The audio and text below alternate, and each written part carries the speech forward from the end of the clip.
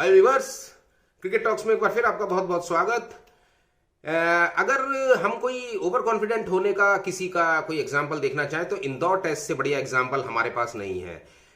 आपने देख ही लिया होगा कि हमने टॉस जीता और उसके बाद जनरली कोई भी ग्राउंड हो, कहीं की भी कंडीशंस हो, कोई भी देश हो, पहले दिन एक भी बॉल पड़ने से पहले, मैच से पहले विकेट में नमी होती है। हमारे धुरंधरों ने ये सब चीजें उनके लिए इररेलीवेंट हो गई। टॉस जीत गए, एक अच्छा आपके लिए टेस्ट की शुरुआत हो गई कि चौथी इनिंग आपको नहीं खेलनी है एक टर्निंग ट्रैक पे।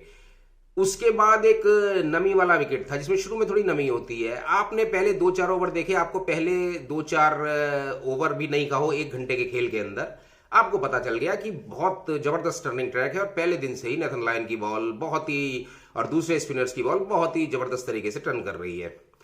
अब आप क्या करते हैं कि आप पहले दिन से ही आपका शॉर्ट सिलेक्शन जो होता है वो ये होता है कि आपने मारना शुरू किया और धड़ाधड़ आपने उठा उठा के मारना शुरू किया।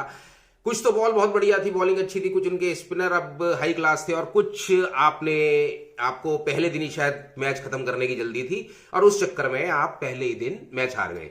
109 रन बनते ही सब साफ हो गया था कि ये मैच अब गया। उसके बाद जब ऑस्ट्रेलिया ने पहले दिन 47 रन की लीड लेने के साथ दिन को खत्म किया, तभी क्लियर हो गया था कि अब इस मैच का क्या होने वाला और ये मैच भी 3 दिन से ज्यादा नहीं जाने वाला। ये अलग बात है कि वो और भी जल्दी 2-2.25 दिन में खत्म हो गया। आपका कमोवेश बिल्कुल यही हाल दूसरे इनिंग में रहा। आते गए जाते गए, आपने कहीं पुजारा को देख के किसी ने कंसंट्रेट होने की कोशिश नहीं की, पुजारा को देख के किसी ने एक प्रेरणा लेने की उनसे कोशिश नहीं की कि ये बंदा खेल रहा है और ये खिलाड़ी अभी खेल रहा है, हमारा साथी है और इतनी देर तक खेल लिया है और उसके बाद 146 या जाने 150 बॉल खेला है, 59 रन बनाए हैं और धीरे धीरे अपने इनिंग को इसने आगे बढ़ाया और अगर एक आध भी कोई आ जाता तो शायद हम मैच निकाल देते। मैं श्रेयस अय्यर की बात नहीं कर रहा हूँ, श्रेयस अय्यर ने थोड़ा सा अपना जुझारूपन दिखाया, उसके अलावा मैं बाकी सबकी बात कर रहा हूँ।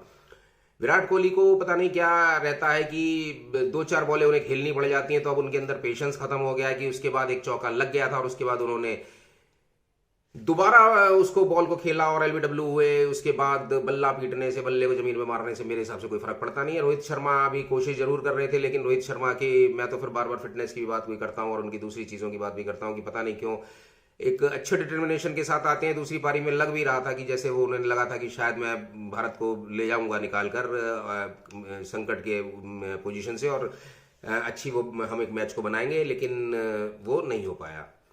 अब मैं बात करता हूं ऑस्ट्रेलिया की, तो ऑस्ट्रेलिया का भी हाल वही है कि 11 रन पर उनके 6 विकेट निकल जाते हैं और वो भी एक बड़ी लीड नहीं दे पाते हैं। लेकिन हमने इतना बढ़िया स्कोर बनाया होता है 109 रन का कि कोई भी टीम गिरते पड़ते भी उसमें 50-60 रन की लीड ले गई और वो इस मैच में इस विकेट पे बहुत बड़ी इनिंग, बहुत बड़ी लीड साबित होने वाली थी, हम सब जानते थे। और कहीं वो 100 और 125 की ले लेते तो शायद ये इनिंग डिफीट भी हो जाती, तो कोई बड़ी बात नहीं थी। आपने इस मैच को हारने के बाद अब क्या किया? अब आपने इस मैच को हारने के बाद ये किया कि आपने अपनी स्थिति WTC फाइनल के लिए जो हम बात करते आ रहे थे, उम्मीद थी, उसके लिए थोड़ी सी टफ कर ली। ऑस्ट्रेलिया तो खैर थ्रू हो गया। आपके लिए अब दिक्कत ये हो गई कि अगर आपने अगला टेस्ट नहीं जीता तो आप बाहर हैं, आपको वो जीतना पड़ेगा, हर हालत में जीतना पड़ेगा। इस हालत के साथ अगर आप सोचते हैं जीतेंगे तो मुश्किल है, क्योंकि बैटिंग की बात अगर करी जाए, टेस्ट आप जरूर जीते पिछले 2 भी, लेकिन बैटिंग की बात करी जाए तो कोई एक्स्ट्रा ऑर्डिनरी नहीं है। ऑस्ट्रेलिया को अब एक चीज समझ आ गई है कि हम यहां पर जीत सकते हैं। अभी 2 मैचों में उनकी हालत ऐसी हो गई थी और इस मैच में भी जब वो 11 पे उनके रन पे 6 विकेट निकल गए तो उनको वहां तक लग रहा था कि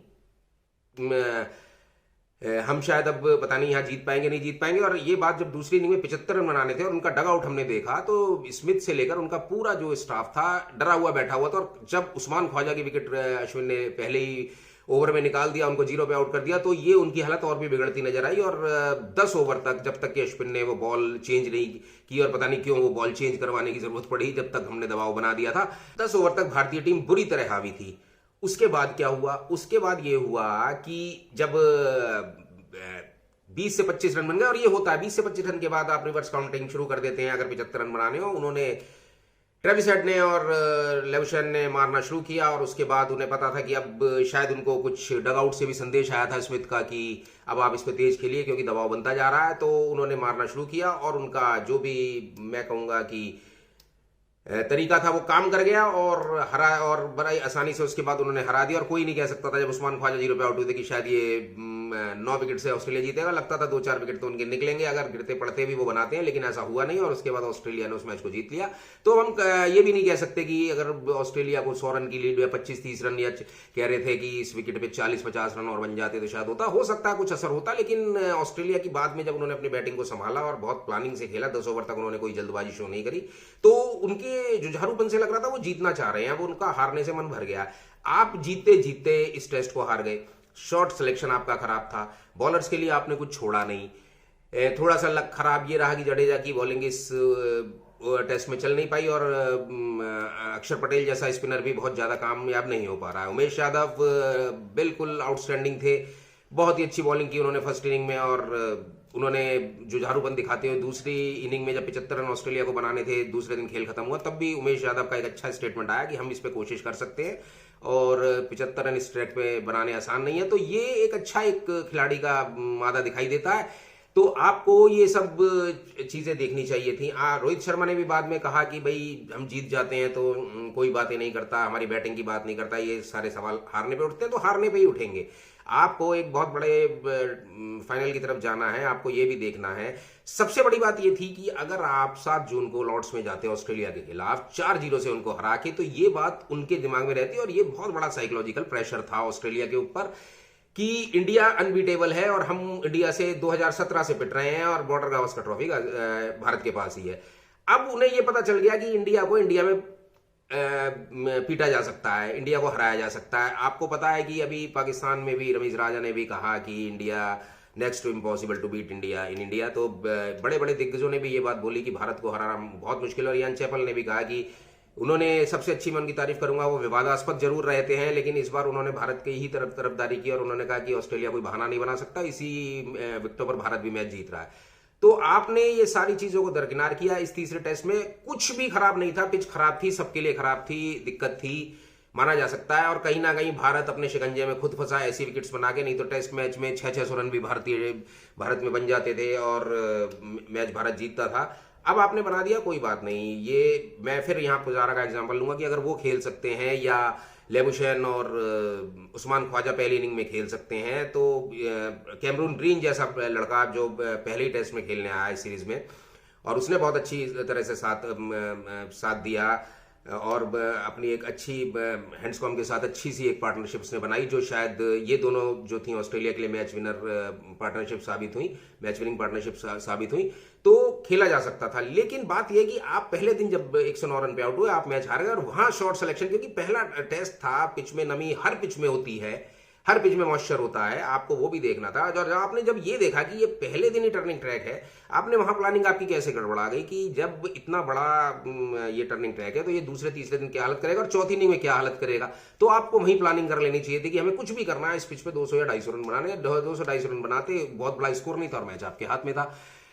तो बहरहाल अब वीडियो खत्म करने के साथ, क्योंकि बहुत ज्यादा कुछ बचा नहीं है, अब तो अहमदाबाद की विकेट देखी जाएगी कैसी बनी है, क्योंकि 9 तारीख से वहां टेस्ट मैच है और अहमदाबाद की pitch one of the most unpredictable pitches में से एक है वर्ल्ड की। मैं इंडिया की बात नहीं कर रहा हूं, अहमदाबाद की पिच का बारे में ये कहा जाता है।